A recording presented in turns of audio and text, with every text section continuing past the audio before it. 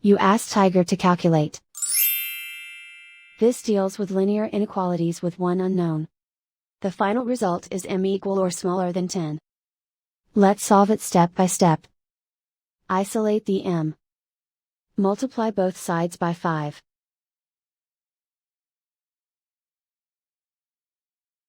Group like terms.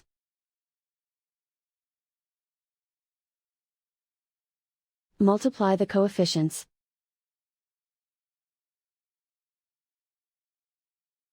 Simplify the fraction.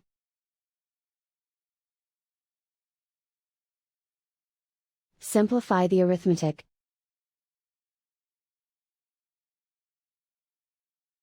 Plot the solution on a coordinate grid.